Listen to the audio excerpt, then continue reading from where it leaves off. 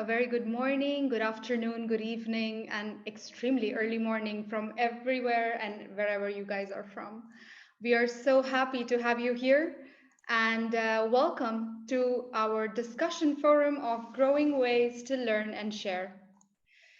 Today, we're going to try to explore with the speakers together that as understanding of climate change grows, so too grows our need and methods of teaching and sharing it. This forum will present 3 developing approaches to teaching climate change and biodiversity and discuss what are the key lessons about climate change. How can these lessons be shaped to speak to different audiences, ages, and places? What challenges are these approaches facing and where are they hoping to go next? To initiate our session, I would like to introduce our speakers and panelists. Our first speaker is Ms. Gabriel Brunnich Dunand. She's a Strategy and Partnerships Officer at Office for Climate Education. Prior to serving as a Strategy and Partnerships Officer at the Office for Climate Education, she worked at UNESCO for 14 years, where she ensured the implementation of over 20 projects around the world as head of the International Fund for Promotion of Culture and coordinated the fund's strategic transformation.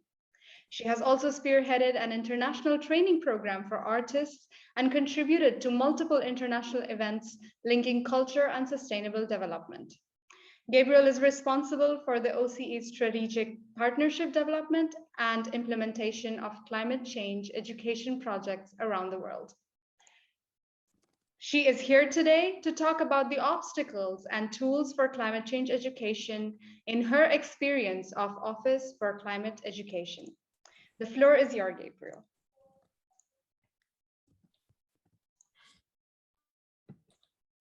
Thank you very much, Dwi. It's a pleasure to be with you all today. And I'm going to go ahead and share my screen.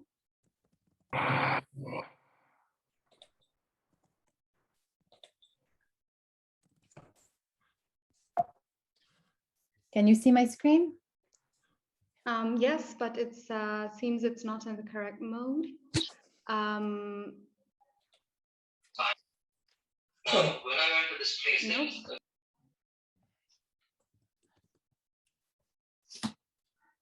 Is it okay now? No, not yet. We see the notes mode. Would you prefer if I share the screen for you? Okay, I suppose that would be okay. Sure.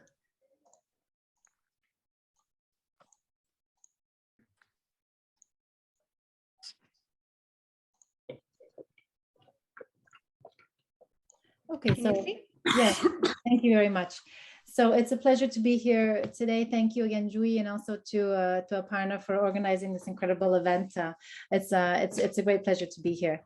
As you mentioned, my name is Gabriel Brunnich Dunand, and I'm the Strategy and Partnerships Officer at the Office for Climate Education, which is a UNESCO Category 2 center and an observer member of the Intergovernmental Panel on Climate Change, the IPCC.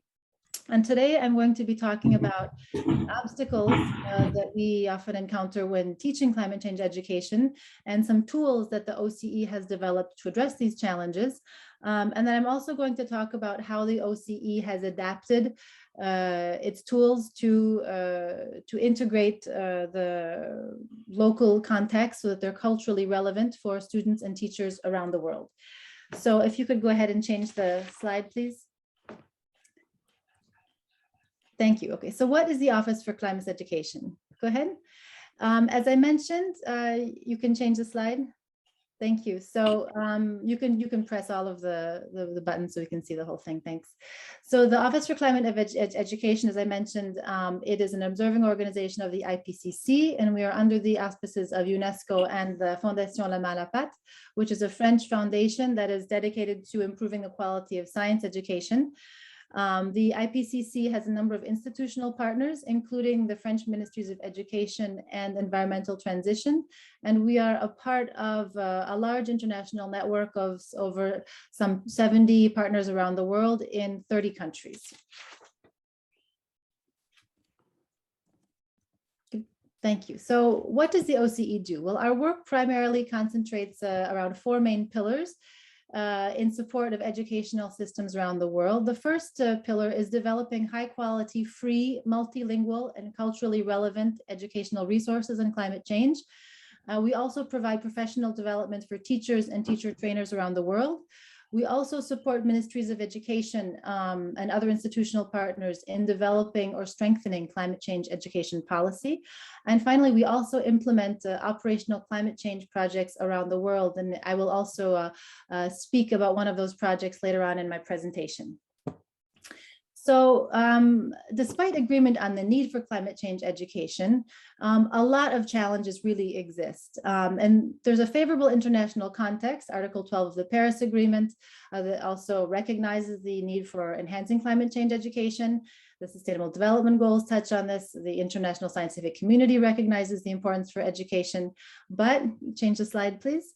But still too little is being done in practice. And in fact, we can see in Eco Schools in France, and this is a network of about 60,000 schools around the world, many of which are also in France, in which they are supposed to select a focus for each year. Climate change comes in dead last after a number of other topics.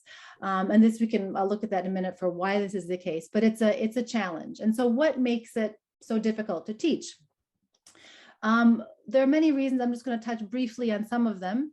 In many places, even though the scientific community, there's clear consensus that the role of human activity in climate change is a given, it's often seen as a controversial subject in some places. And for teachers, understandably, if something is seen as a controversial topic or a militant topic, they might not want to address it. Next, please. The didactics of climate change are also quite complex. Looking at the mechanisms, the origins of climate change might not be topics that teachers are comfortable with. And in fact, a survey was done a few years back among future French teachers, and they were asked, in your opinion, what is the cause of the greenhouse effect? And very few actually responded greenhouse gases and CO2.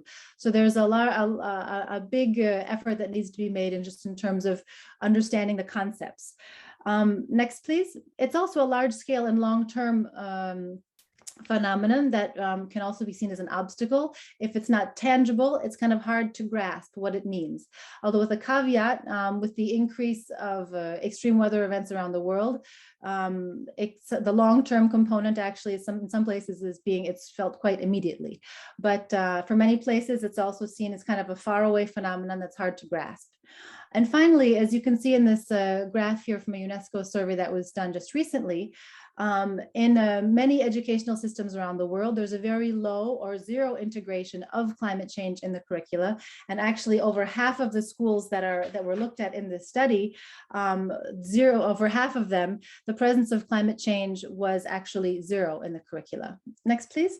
And so there's an enormous amount of work that has to be done in terms of designing curricula to integrate climate change education. And this is where the OCE comes in. And I'm going to speak about two of our main resources approaches that we do to address this, which is developing pedagogical resources and providing professional development for teachers. So the first one I'm going to talk about are the resources we produce. Now, the OCE works with a scientific and pedagogical council of about 20 experts, including IPCC scientists and educational science experts or curriculum development experts from around the world, to take the IPCC reports, which really are the most robust climate science reports that we have today, and they are distilled into resources that are practical for teachers, because the IPCC reports are thousands of pages long. Even the summaries for policymakers are very technical and not really accessible. And so with our group of experts, we simplify them, explain them using illustrations and concrete examples of how teachers can explain it and do projects around these topics in the classrooms. Next, please. So in addition to these summaries, which are very short documents available in several languages, we also do turnkey teacher guidebooks. The one that you can see on the screen is about 200 pages long, so it's quite a significant work.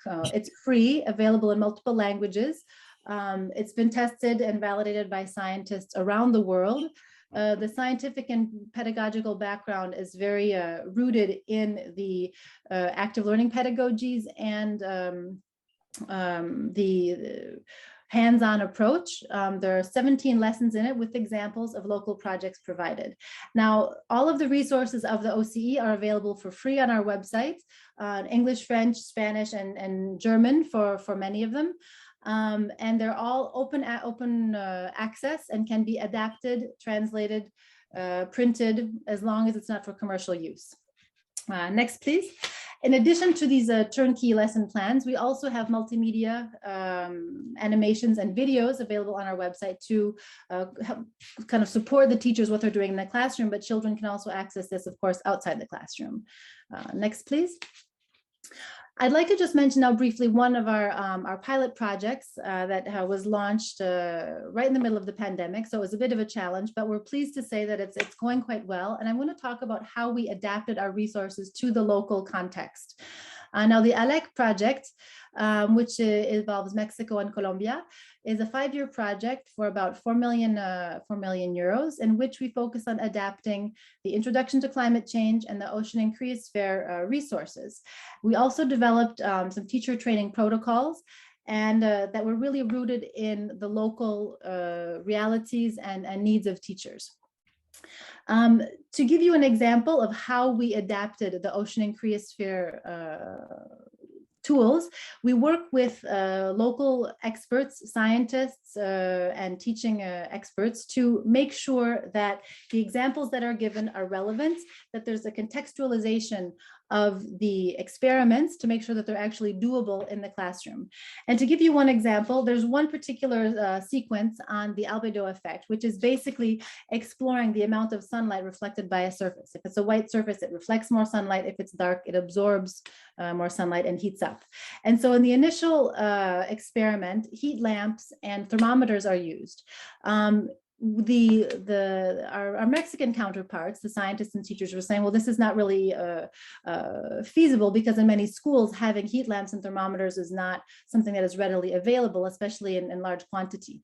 And so they revised the way that the experiment would be done. It would be to use bottles, plastic bottles painted either white or black, in which the students would put butter, and they would leave them in the sun, and then they would see how the sunlight melted the butter at different rates, whether the bottle was white or black. And so this is just one very concrete example of how in communication and collaboration with our local partners, we try to make our resources relevant, because it can't be something that we're imposing as this is the way to teach it. We have tools that then, as I said, can be adapted, translated, modified so that they're culturally relevant.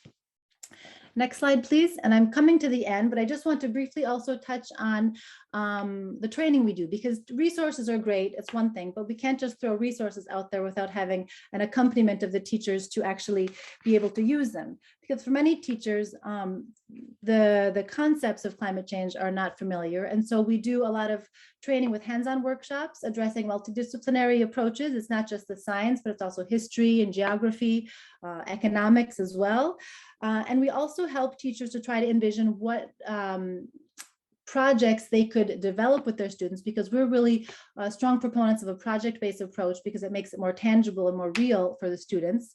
And although big projects can be inspiring, the best projects are the ones that are coming from the ground and where students can really connect with what's happening. And the trainings we do typically, they're not just half-day affairs, they're several days, even a week. And so this is another reason why we work closely with ministries of education around the world, so that we can have their support in, say, working with teachers over the space of a week to be able to do these trainings. And finally, we also focus on, yes, training teachers, but also training teacher trainers, because then the idea is once we train the teacher trainers, then they can even broaden the impact even further by going back to their particular areas and training additional teachers. And my final slide, also on teacher training, is the International Seminar on Climate Change Education that the OCE is organizing in Paris later on this year. It's open to all teachers, teacher trainers, scientists, policymakers around the world. The priority is given to applicants from developing countries. The OCE covers the cost of accommodation in Paris and some meals. The participants just need to come to Paris, but then the rest is covered by us.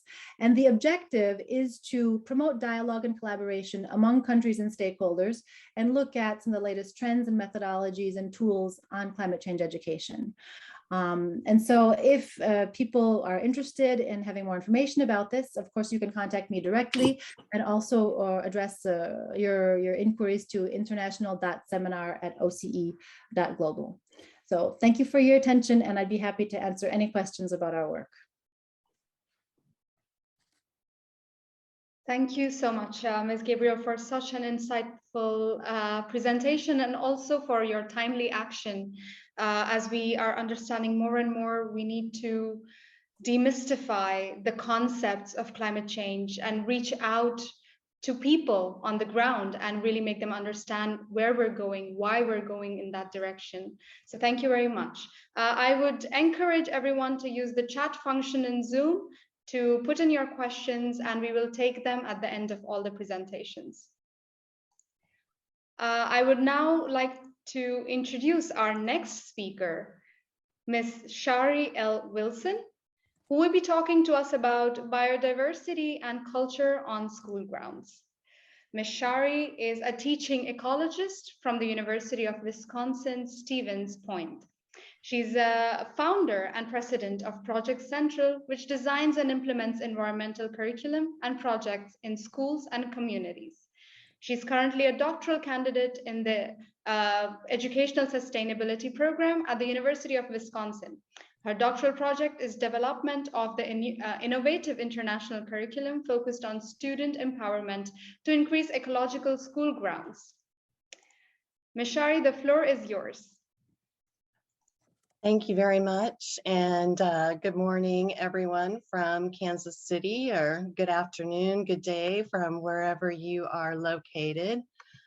I will just share my screen here, and we will hope that everything works well. Let's see. All right. Does that look all right? I think it's a little bit too zoomed in. Or is it just for me? No, I think we see it fine. Yep. Is it okay? Sorry. Yep. Okay, great. Wonderful. Well, thank you for the opportunity to join you today. This has been a wonderful conference, and I'm honored to be part of it with the rest of this wonderful panel this morning. So I am Shari Wilson. I'm a teaching ecologist, and as Julie mentioned, a doctoral candidate in educational sustainability. And my project that I've been working on is related to biodiversity and culture on the school grounds. And so what I'd like to talk with you about this morning is how we can incorporate both of these things more into our school grounds specifically. This is a school in Vietnam that I had a chance to visit a few years ago, and they're a fantastic example, excuse me, of incorporating their culture into their school grounds. This is an elementary school, and they have several hundred students. They have transformed their school grounds into really an oasis for biodiversity, where the kids help take care of the plants. They grow tropical plants, but also fruits and vegetables. They have incorporated many of their traditions into activities that they do on their school grounds, including dance. They had a fashion show for me while I was visiting, where they showed their outfits that they made out of recycled materials. They were teaching me how to do some of their traditional dances. And we also had an activity, which you can see there in the second photo, where we all traced our hands on different colors of paper, cut them out, and then wrote a wish for the future on each of them and hung them from the trees so that we could see in kind of an art piece what each of our thoughts were and our hopes for the future. And so to frame this issue, we all know that biodiversity is declining. It's happening all over the world. In every single ecosphere, we are losing plants and animals every single day.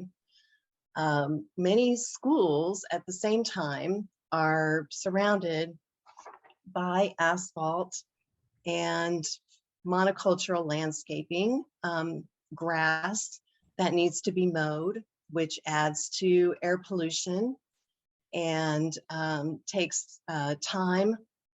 It costs a lot to maintain this landscaping, and it's not that good for the environment. It really doesn't add anything for learning either.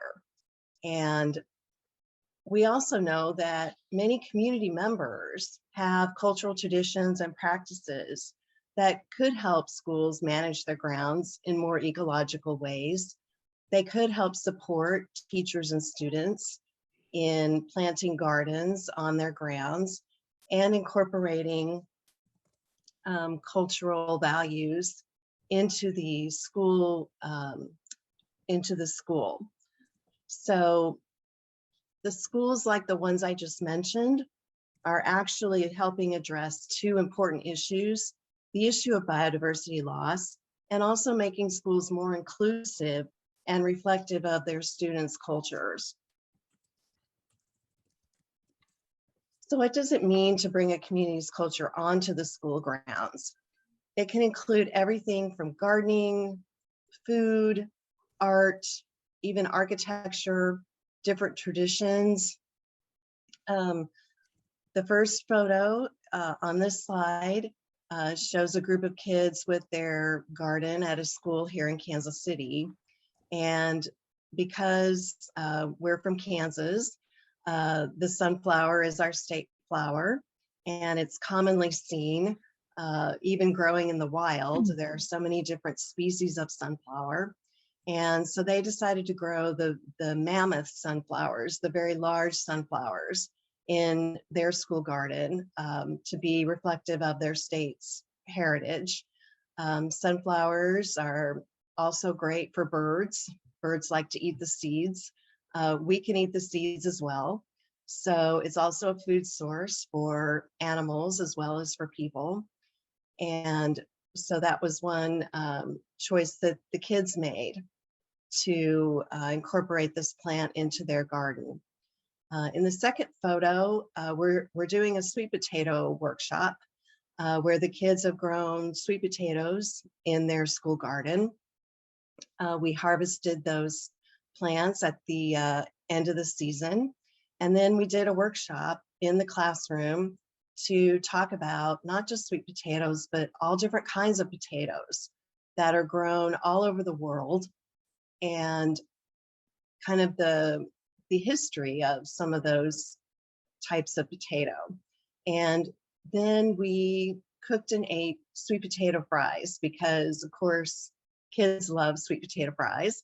And so this was a way for them to actually get to eat some of the food that they helped grow. And so they had a wonderful time. They learned a lot and got to share this food with each other, which is also an important aspect of culture, is that we share it with each other. And so in the last photo, this is a school, the entry to a school ground in Bali, where I visited a few years ago. And at this school, they have incorporated the architecture, the traditional architecture of their school into their school grounds, and embellished it with different plants, with all kinds of activities to illustrate their heritage. And bringing the traditions, the activities onto the school ground from the community is a really valuable part of adding the cultural aspect to the school and helping all of us learn more about the history of the residents in our communities. So how can school grounds become these ecological havens for these diverse species that need more habitat? They need homes, they need water, they need food, they need shelter, all of the essential elements of life that we all need. How can we provide that while bringing in also this cultural reflection of our community? I'm working on a website and curriculum right now called SCUBIO, Schoolyard Biodiversity Community, that will help empower teachers and students around the world to do just what we're talking about.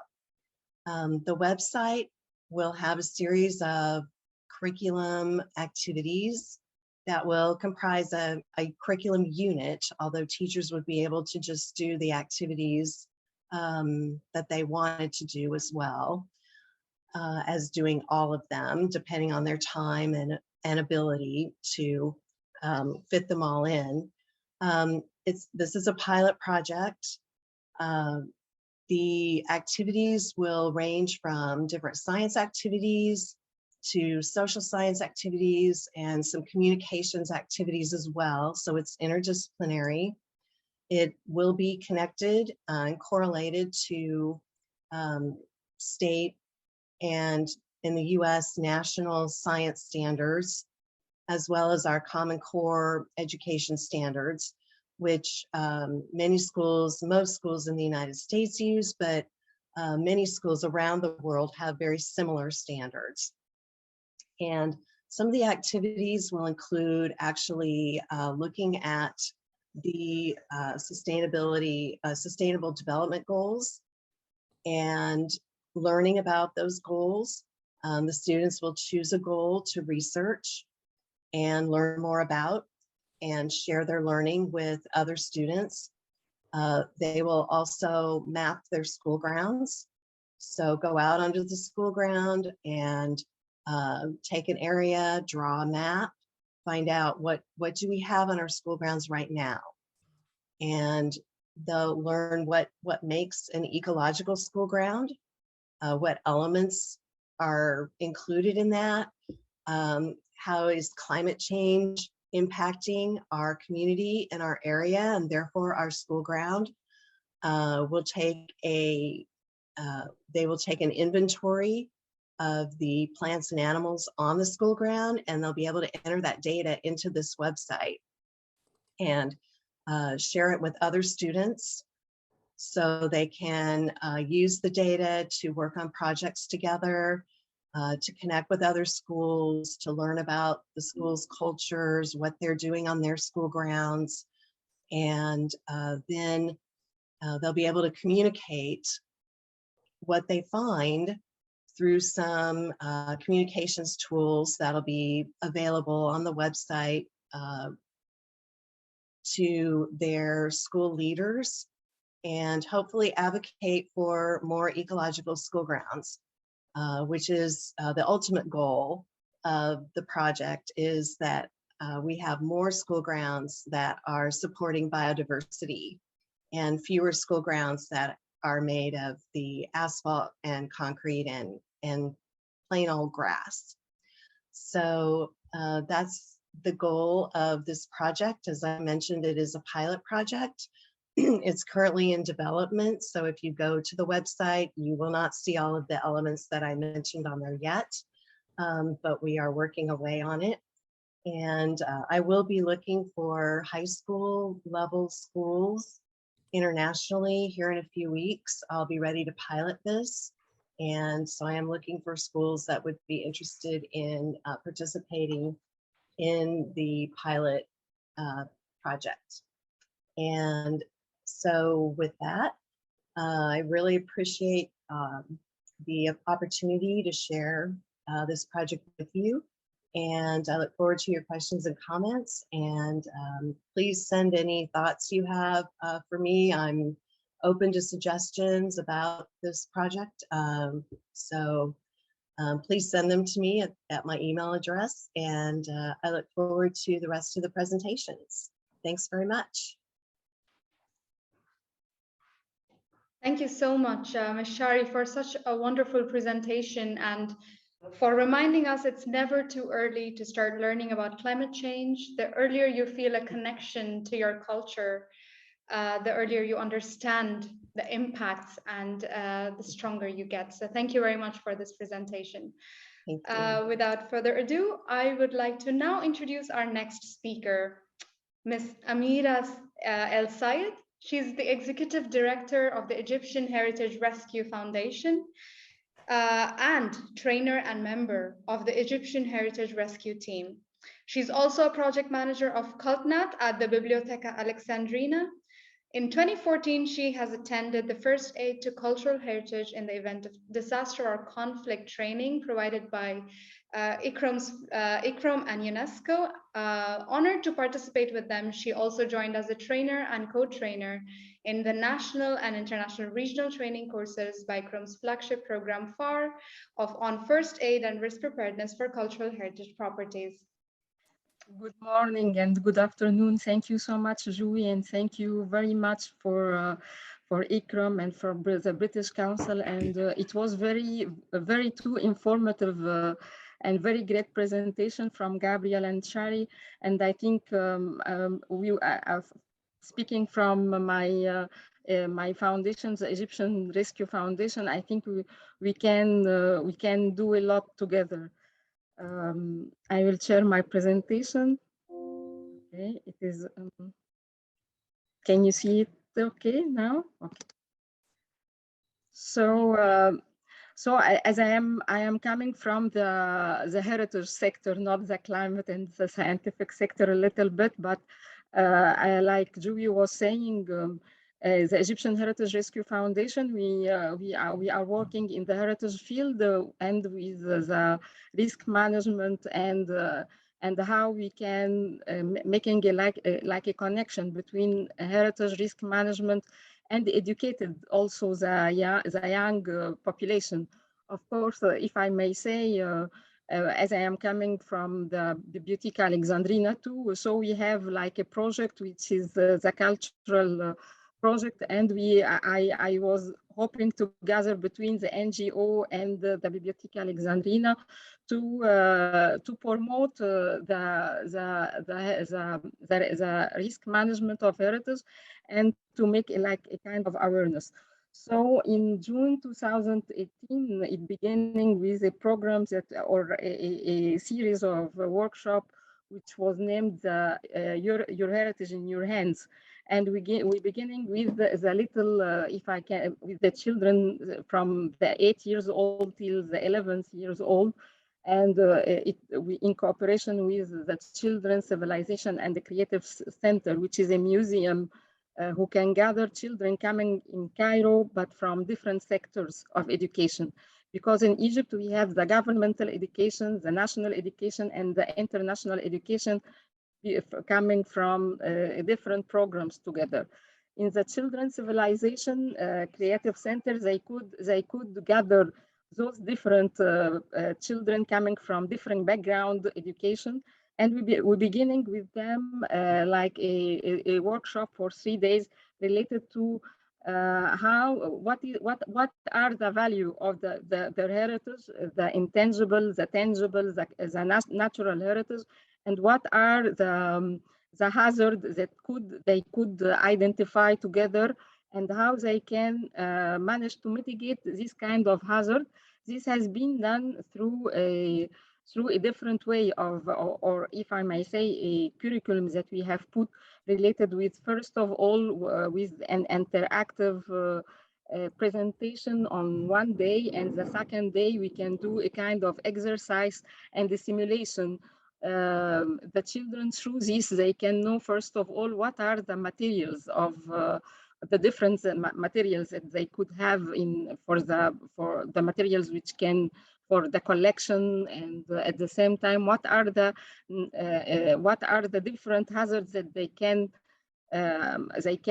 link it with these materials and that could do some impact, or what level of deterioration that they could done, and how they could deal with this.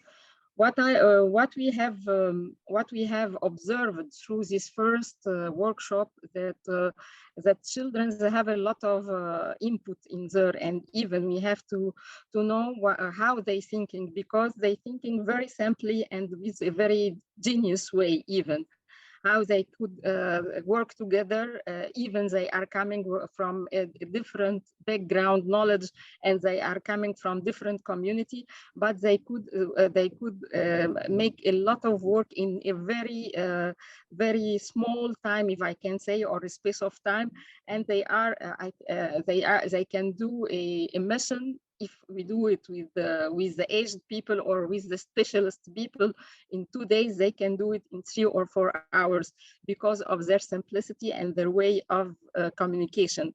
And after this workshop, we get all the lesson learned there, and we go with another one which has been done in the children library at the Biblioteca Alexandrina, and in Alexandria, which is another governorate with different backgrounds. And there we have done our exercise the first day, because we have learned from our first workshop that children need to see a lot of pictures, and and their visual experience in looking to the picture and analyzing them, they have a lot of scopes that it is really respectful to learn. So through pictures and through we have give them a lot of information related to the different and the diversity of heritage that they have in their local communities in Alexandria and even in Cairo too. So, and they have even learned how to link with each kind of sites, of heritage sites, with the different hazards that they can cause to this site. And we spoke for the first time on 2019 about the climate change. But of course, as we don't have in Egypt, and this is, I think, from the presentation of Professor Gabriel, I think we have to do a lot in this field, because we need really to make a training for teachers to how to introduce the climate change in their curriculums. And it is very related to every kind of knowledge. It is related to geography, it is related to history, it is related to science, it is related to all kind of information. So, and during this workshop, especially this one, because in Alexandria they have a lot of climate change. They have first of all, the raiding is or the flash flood is more and more coming with each year. It is more severe than the other years. The the coastal flood from the Mediterranean is coming more and more. The degrees of temperature is coming more higher in summer, with a lot of for example, it goes to 40 degrees now, and at the same time it's coming very low during winter. So during this workshop, it was the first time that we talk about climate change, but not. But if I may say, still we have a lot to learn to how to introduce this to our curriculum.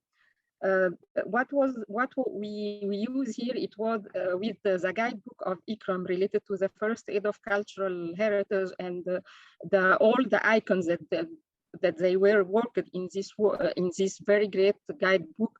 We use these icons to be like the visual icons that the children they look to any icons and they know, for example, this is it. Tsunami, this is a flood, this is, and we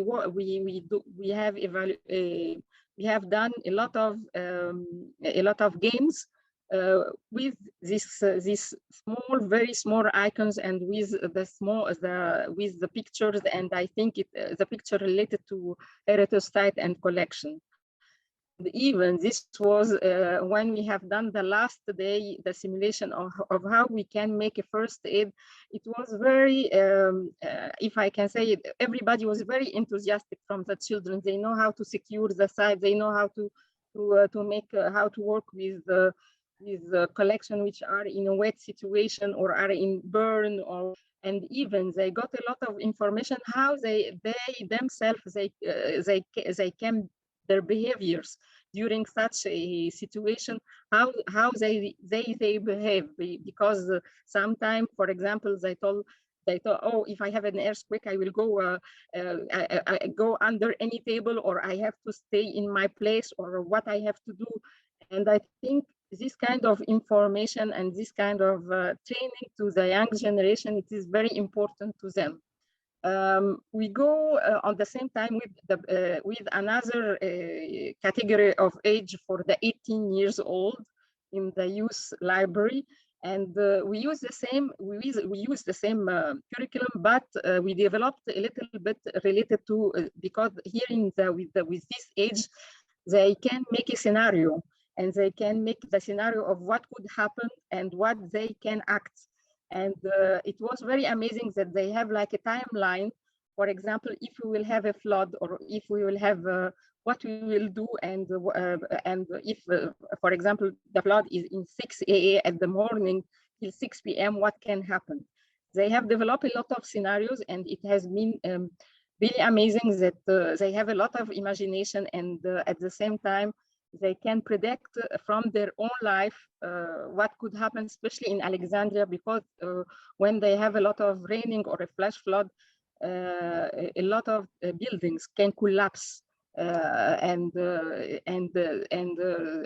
they know, for example, if the raining or this flash flood come for 1 day, how many house could collapse, especially in the very Thai community with a high populations.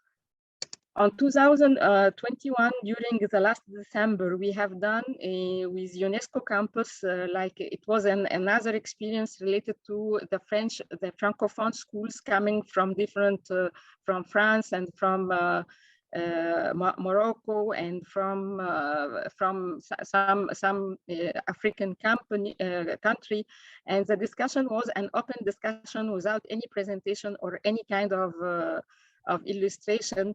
And what we became at the end of this, because this one we included the climate change as a topic, and what was very interesting that every schools want to make like a research related to the zone from where they are in. This, if I may say, this highlight how it is very important that we integrate such topics related to heritage museum and the climate change to the children and youth program. This is very interesting for them, and we can teach them a lot of information in such a program. On the beginning of the next February, we will do another workshop, really, but this one we will integrate not only schools in Alexandria, but because in Alexandria, like you see, this picture is coming from last month, how much the flash flood and the flood from the coastal could cause a lot of damage, and even could some children can lose their life, because sometimes they go inside this water to coming back from school, and some of them have been hit by electricity. So we will do like on the 9th and the 10th of February, one of our workshop, but with the attendance of the civil defense and with the attendance of the Red Crescent too. This was the case that we, I hope it was clear, and thank you very much. Thank you very much, Amira, for also pointing out and adding to all our previous presentations of what children can do when empowered with knowledge, and how much further we need to go with this.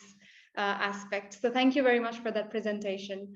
I would now like to introduce our last and final, well, last but not the least speaker, Mr. Samuel Franco Arce, the Executive Director of Casa Cojom Cultural Rescue Center and Museum. He's been a director since 1987, which is located in Antigua, Guatemala. It's dedicated to documentation, preservation, and dissemination of intangible cultural heritage of the Maya communities around the globe. He's trainer consultant of the Cultural Rescue Center in Disaster Preparedness and Risk Management for Cultural Heritage in Central America and the Caribbean. Mr. Samuel is also a board member of the Guatemala National Committee of the UNESCO program Memory of the World. He's going to talk to us about something he likes to call wisdom at risk. The floor is all yours. Thank you, Julie. Good morning and good afternoon. Here it's 6 o'clock in the morning, so wherever you are, it's a pleasure to join you. So I will share my screen and okay. So I'm very honored to have been invited to participate in this great conference that has been very, very informative for all of us. So my presentation today is about wisdom at risk, which is, intangible cultural heritage we call wisdom. It's about knowledge, practices.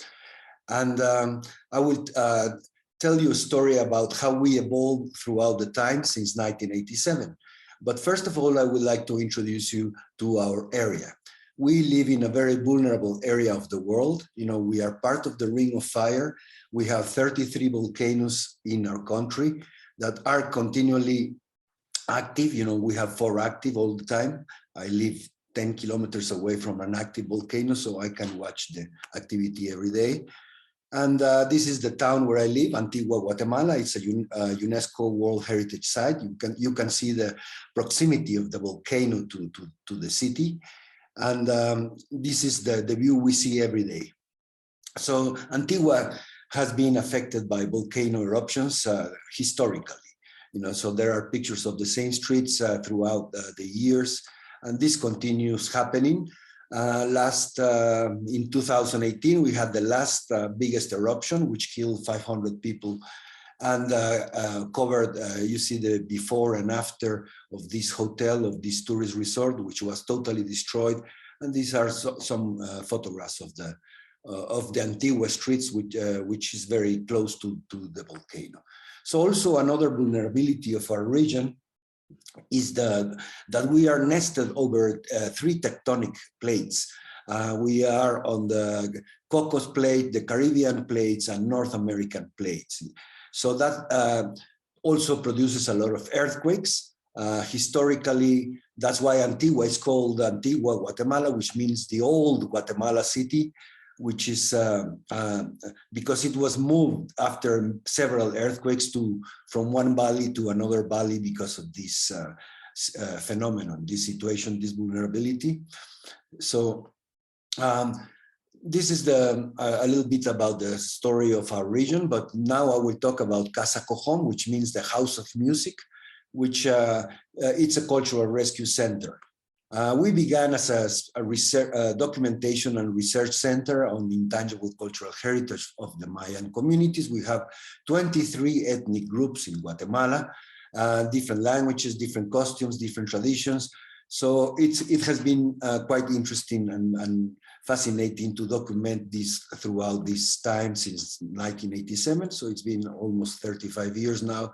So basically our center opened with like a small museum with exhibits on musical instruments and masks and ritual artifacts and different expressions of our culture.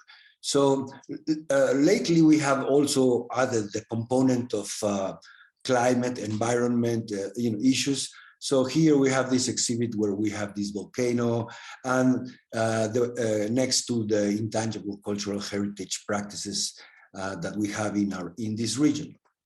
So also we have added didactic materials to illustrate the schools. We have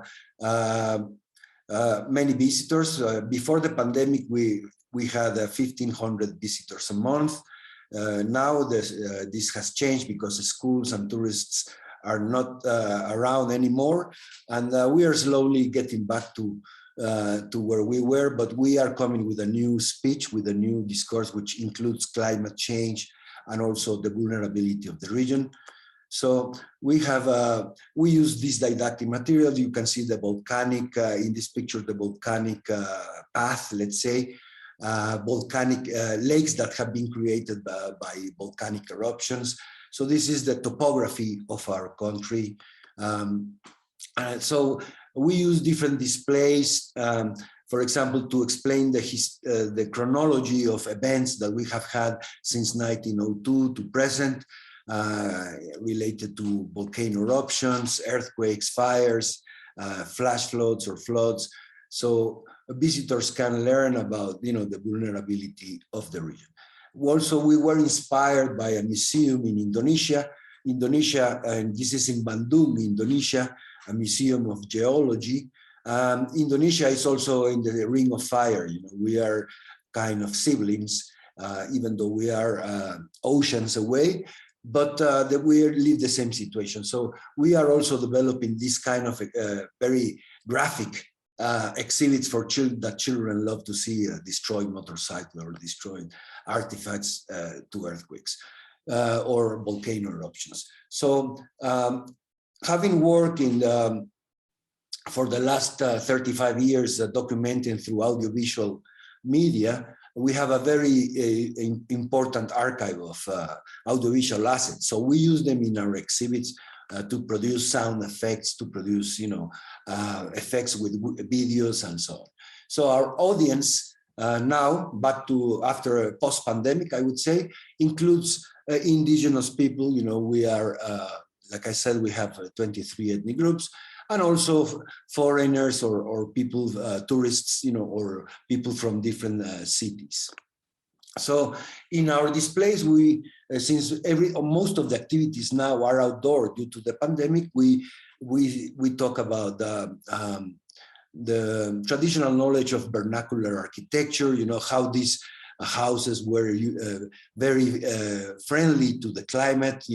Now it's different. We have seen this throughout this conference, in Africa and different parts of the world where modern architecture and materials have changed this, are changing this. So, so we have these structures to practice, not just to show the vernacular architecture, but also to we use these structures to do simulations on earthquakes or rescue, because these are the types of constructions that we will see in the highlands.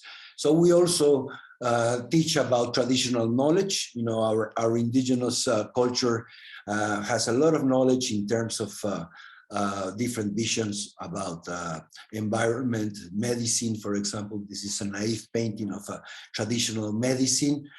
So we also talk about traditional plants, the importance of using traditional plants, especially now with the pandemic, ancestral ways of observing nature, and then also ancestral ways of observing using these medicinal plants, these resources. We have over 700 species of birds in the Mayan biosphere in the northern part of the country, but we also talk about the anthropic impact, the impact caused by men. We have a big problem with garbage, which is polluting the rivers, lakes, and also deforestation.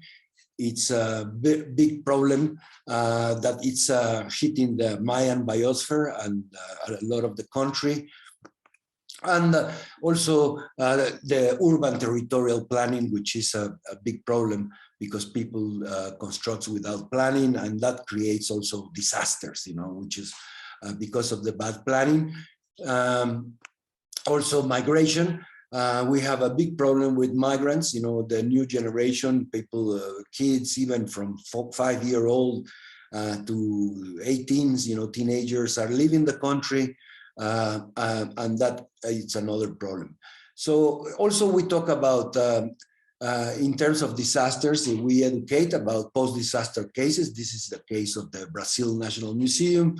And so we illustrate with, with the experiences that we have had with colleagues in these museums. And also, this is a map of bush wildfires, this is Guatemala. So we have a big problem with wildfires. Also, intangible cultural heritage at risk, traditional food, traditional materials, or traditional agriculture, it's at risk because we are having a revolution in the way that people are planting now.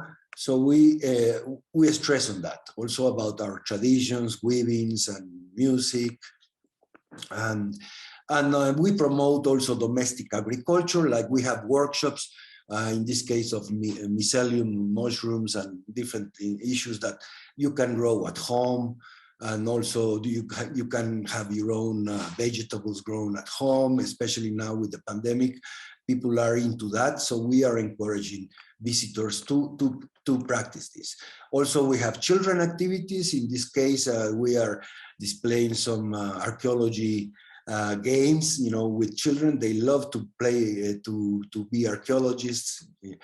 Also, they love to be first aiders, so we have activities with firemen or Red Cross to teach, to educate about, first aid in human cases. Also, educational games. This is a game based on risk, of the classic risk game, but also adapted to our environment and reality. So we also have activities with the students, especially now online activities. A lot of the pandemic has brought a problem for education, because not all communities have access to technology. So we support that also in a way. So this is a project, a pilot project called Ambulance of Culture that started 3 years ago, which is funded by the Prince Cloud Fund.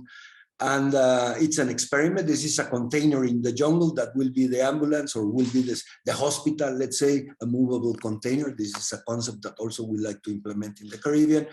And the methodology we use with this Ambulance of Culture is by ICROM. There are many manuals, very useful and important manuals from ICROM that we use in our training. So also this container, or this ambulance, it's also designed to store tools and equipment like power generator, fire extinguisher, helmets, personal protection equipment. And we train museum staff, for example, with ICOM. I am also a member of ICOM, of the Disaster Resilience Committee. So we use a lot of these tools and methodology to train staff from museums, nationally and internationally. This is in a museum in Iran. Through ICOM, through the ICOM committee, we also are invited to participate in some workshops or to train people, museum staff from other parts of the world, as well as intercultural institutions. These are archives in Panama, libraries, not only museums, but also the cultural sector. This is in Mr. Samuel, sorry to interrupt. If you could conclude, the time is up. Okay. So in the Caribbean also we have work in San Martin. We train the civil protection, and also we provide community. We provide capacity building for community in the management of the resources, water, garbage, and because they live next to the archaeological site, so they have a lot of impact. So also we train about, we participate in damage assessment post-disaster, like after some hurricanes, or in St. Vincent, after the volcano eruption in the Caribbean, and in El Salvador, the National Library. And these are our donors. We are really grateful to the Prince Cloud Fund through the Cultural Emergency Response Program, ICROM, and ALIF has also helped us with some tools at post-COVID for some technology for students. So thank you very much. I look forward to your questions, and I appreciate your patience. Thank you.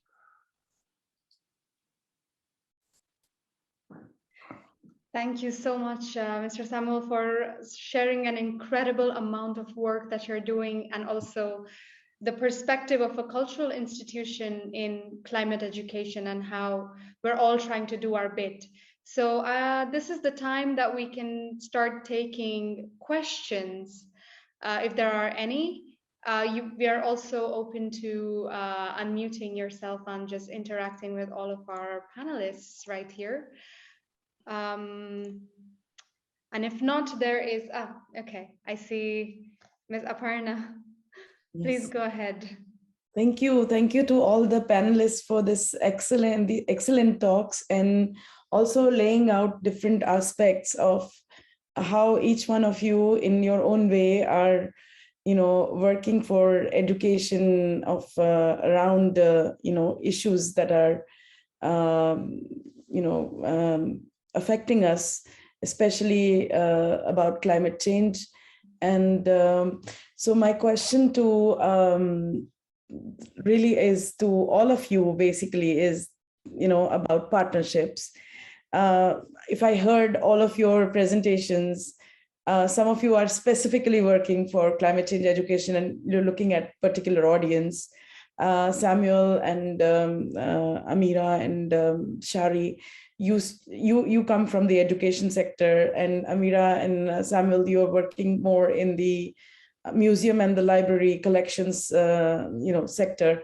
So how do you think your work intersects with each other, and what possible connections you see as you heard each other about educating people and about climate change risks, about climate change, and also about what role heritage could possibly play in mitigating and adapting to climate change? Can I go? Yes. Well, I think the moderator, she will let you know. Well, I think it is very important to join efforts, because as Mira said, we are more specialized on cultural heritage and so on, and we are including the environmental issues now, the climate change and so on. So I think it is very important that we all get together or exchange all these tools, like OCE tools that were presented by Gabriel. I mean, we love to have them, because we are now including in our workshops this issue, this subject, but we are lacking of the manuals, like the ICRO manuals, we have for cultural heritage. But I think it is very important that we all get together in a way that we exchange our knowledge, our tools, in order to have a more effective and a more, I would say, more coverage on this issue of climate change. And also the big problem for us is the multi-ethnic language, and the geography. Education, it's a big problem in Latin America, in Central America, Guatemala, if I want to land here.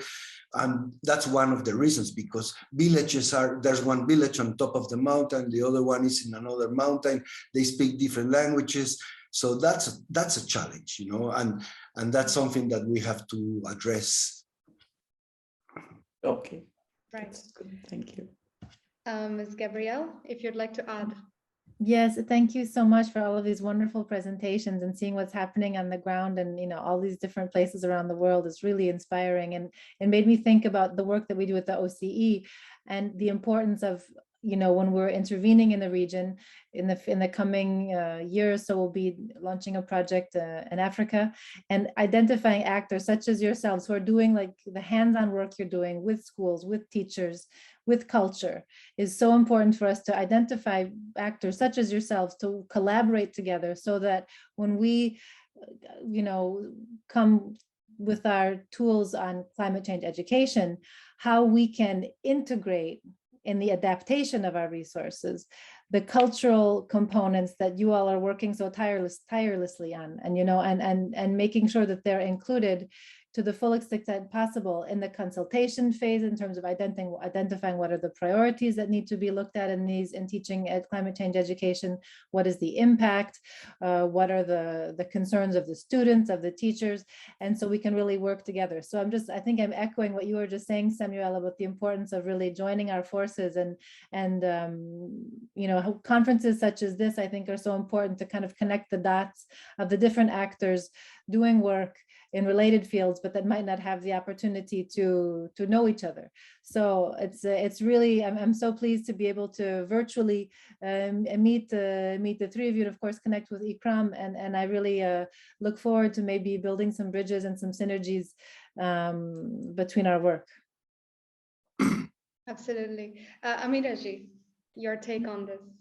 It's this. I think we need, like Samuel and Gabriel was saying, we need, and Shari too. We need to make a multidisciplinary group coming from different background, because of course everybody is trying his best, but we will not.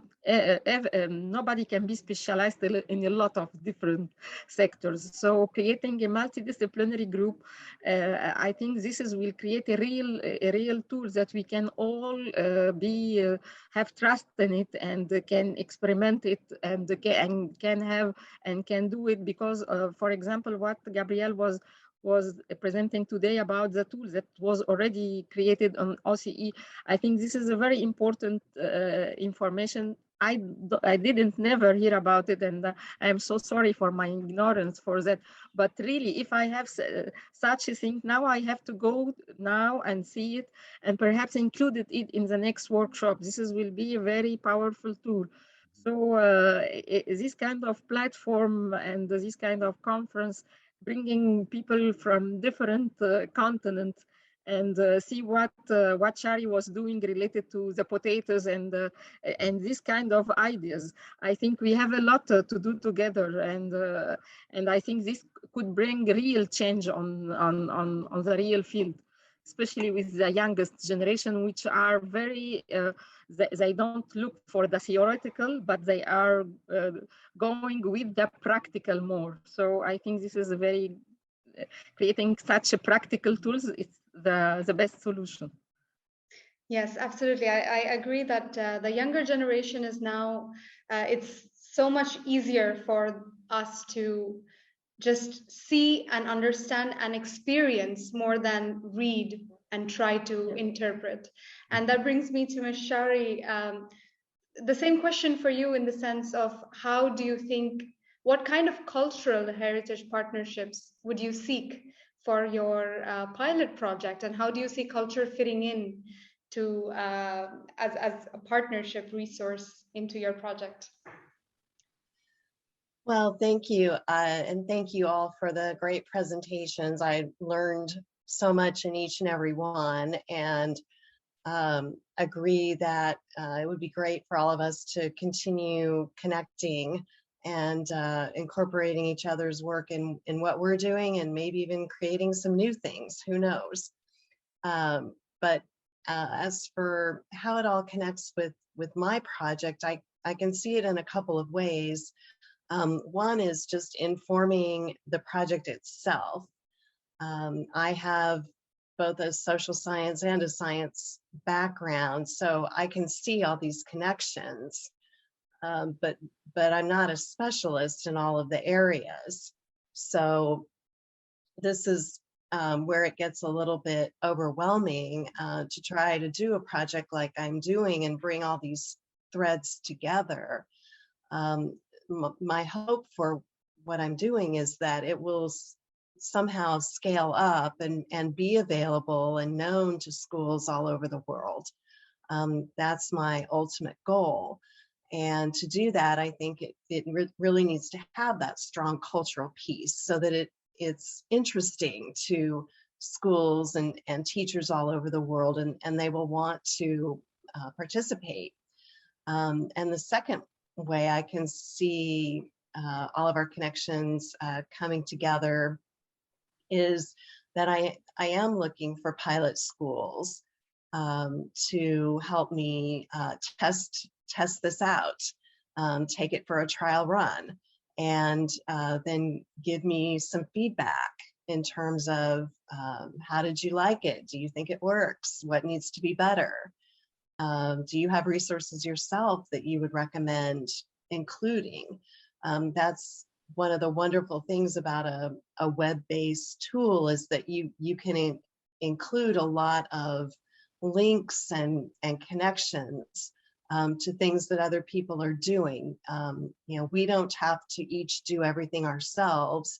We can share each other's work, and other people can benefit from it in that way. So those are some thoughts that I have right now. Thank you. Thank you for sharing your insights with us. We have run over time, but I do have a couple of questions for all of our speakers before we end this wonderful discussion. Gabriel, I had a question for you. I mean, climate change and the education of culture is usually through, prose, poem, even collaborations and partnerships and understanding each other. But there are so many aspects that you also mentioned in your presentation that people just don't want to talk about. And how do we make sure that the right information and the just information gets to people when and where it's needed? That's a great question, Joy. Thank you so much. The first, I would say that the short answer is listen. Listen to the teachers, listen to the students, listen to the local scientists. That's the first thing. When we come in, we say, well, what's happening? What are your concerns? What are your priorities? What's working? What are you doing in your schools that's exciting for students? What are some roadblocks you're encountering? And just listening, I think, is the first step to saying, well, then how can we work together to make sure the different pieces come together? You know, and from our side on the OCE, we can offer a scientific foundation. We can offer tried and tested pedagogical tools that have been tested in schools around the world, that have been vetted by scientists, but we don't have the local context. Right. So we have, just like Shari was saying, we can see these different pieces, but we can't be experts in everything. Right. So we're good at what we do, but we need others to teach us what, you know, how we can expand and make what we're doing more relevant. So I think it's really, that's one reason why with the work we do, whether it's in France, because we do work with schools here in France too, or in Mexico or Colombia or Africa or Asia or wherever it is, it's listening to what's happening on the ground first and asking questions, and then trying to build, to co-construct projects together. And that's a challenge, especially when we're so far away, but it's I think that's why it's quite important to take the time when we're building something together to really not underestimate the importance of listening to one another and saying what are our priorities from each part of the project. That's wonderful. So it's, if we have to put it in words, it would be see, listen, and share amongst each other. Mm-hmm. Thank you for sharing that with us. Now I have a question for Amira ji. What do you think, according to you, is missing or is a gap in cultural heritage organizational education, also in relation to climate change, to climate action? Where do you think we're lacking? Okay, for the cultural education in our school here in Egypt, the education related to culture is always the history. So the children are looking to the heritage as something which was related to the ancient time, and this is no need for our life today. But we have to take it from other scopes. It is not history. We have a lot of science coming from there. We had a lot of even, for example, from the ancient Egyptian civilization, we have a lot of mathematics coming from there, a lot of medicine which is coming from there, a lot of knowledge related to the architect, the building. this scope never has been introduced to the curriculum. Always the curriculum was related to the story and such a king, which in such a dynasty who have done such things, and that is all. But what is the value of this culture and what their impacts in our life now? This part is completely missing. Same as for the climate. For example, when we see for the ancient Egyptian civilization, they have put the climate in a part as a very main pillar in their civilization, even where they choose where to build or the flood of the Nile and how to control it without interfering it and causing a lot of impact and damage. So I think putting this link together in the way of teaching, it can even relate making roots to these children, to their past, and because a lot of, if I can say, a lot of knowledge has been interfered and has been cut through times, and a very few teachers who have the message to disappear this kind of knowledge and bring it to the children in a way of a story. If I may say, Julie, we have a workshop with Marcy related to how we can making a story with the A, B, and T, and, but, and therefore. And therefore. I think this is a very good example to follow in our education. This is one of the key from where it is missing. I think if we can do this relation together and bring it to the children and bring it even to the youth, I think it can be like a way to follow now. I completely agree. As a young professional myself, I would say that sometimes we know what's happening, we understand what's happening, we've read it, we've seen videos of our heritage being destroyed, but what we don't understand is how does it impact me? Where do I fit in? And where does my culture fit in? And I think the key word that I would take from that answer is to learn impact. And it's to really bring that out. So thank you very much, Amira ji. And I think the last question, we're quite ahead of our schedule, but for Mr. Samuel, I would really like to know, from your immense work on the ground, what were some of the challenges you're facing trying to educate people who are, let's say, marginalized communities or disabled communities? What are some of the challenges you're facing in conveying your message to disadvantaged population in a way? Well, the first challenge is the illiteracy, because a lot of these communities have not had access to basic education at all.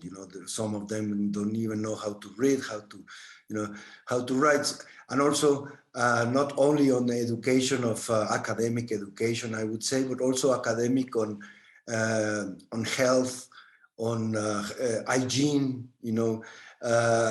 because we see a lot of problems with, let's say, garbage, the way they handle things, because it's a cultural problem, and so the challenge might be to join forces.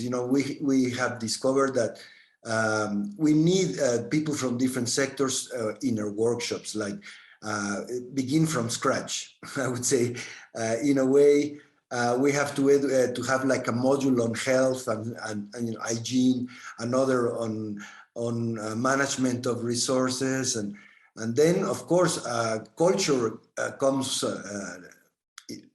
later. But how can you speak about culture if they don't have the basic knowledge? So it is very difficult for them to understand why it is important to protect or safeguard an archaeological site, or why should we spend money in saving a book or a document, while they are starving, or they don't have a place to sleep. So this is a challenge, because you have to come to a ground level, to be able to speak the same language, because that's the problem in Latin America, the contrast of the social weaving. You know, we are really, there's people who has a lot and there are people who have nothing. So, you know, how do we contribute to at least give them basic knowledge to survive or to have a dignified life, you know, an everyday life, that they can have clean water, that they can have access to decent food, or, you know, but it is a big problem because like I say, I think most of the damage is caused by people, but it's not their fault. It's just lack of education. So the challenge is how do we get all these forces, you know, or all these institutions together, and how do we design a model to educate in a short period of time? Of course, you know, because we cannot spend a lot of time, and they don't have time. They have to go in the field. They don't want to invest much time in workshops and so on. So that, I would say, that's the big challenge: how to design a model that could be effective in this environment or in this scenario. That is a very important point that we've brought out, and I think as a session, where the direction we're going in is that what's most important is to go in the bring in more interdisciplinary action and to have more collaboration amongst sectors themselves, because even when we work with when we do work for the community, it's not really for the community, it's with the community. And with that, I think there's one last question, which will be one-liner, since we're quite close to going half an hour over our timing. I would like from all of our panelists, in one line and in concrete action, where do you see education going? What is your vision for the future education towards climate change, culture, and peace? One line. We can start with Amira ji. I see her smiling. I'm still thinking for the one line. Okay. One line for the we have to put the climate change in our mind and in our curriculums and in our teaching methodology. This is the part which have to be in our teaching methodology from now on. Perfect. Ms. Shari? I think staying connected and increasing our connections with each other is going to be really vital, so that we can increase our understanding of how climate change is impacting people in other parts of the world, and we can try to be supportive and helpful. I think connections are vital, and young people are connecting already, and we just need to keep building on this. Yeah, great. Gabriel? If our goal is to empower children to feel like they can be agents of change and climate change, we need to empower teachers and communities, which requires us to make sure culture has a key role in the process of defining what empowerment means. So culture, empowering children through teachers. Perfect. Is our goal at the OC. The ultimate goal, that's right. And Mr. Samuel? I think by strengthening the curriculums, you know, like, and you know, I think everything has been said by our colleagues, but I would say that enhancing the curriculums at schools, because like, as it was mentioned before, in schools, even teachers don't know about, you know, about what's going on. So how can you expect students to know if teachers don't know? We see it when they come to the museum. They say, "Oh, we didn't know about this." Yeah, well, so it is very important to include more of this climate change issue on the curriculums, and also in a very practical and friendly way for children, I would say. That is wonderful. So I think we will conclude our session with this. And with a going note that, as we talked about having to understand other perspectives, I would like to share the next session, which is already in play. The Lusophone perspective on climate culture peace. These are Portuguese-speaking countries who have come together sharing their perspective. It is also being translated in English live, so I would highly encourage all of us to move on to the next session. And thank you all the speakers for your time and for your wonderful insights, and let's hope we can make this change happen. Thank you. Thank you. Thank you so much. Thank you. Thank you. Have a nice Pleasure. day. Pleasure to meet It's a you. pleasure. Okay, Pleasure. bye.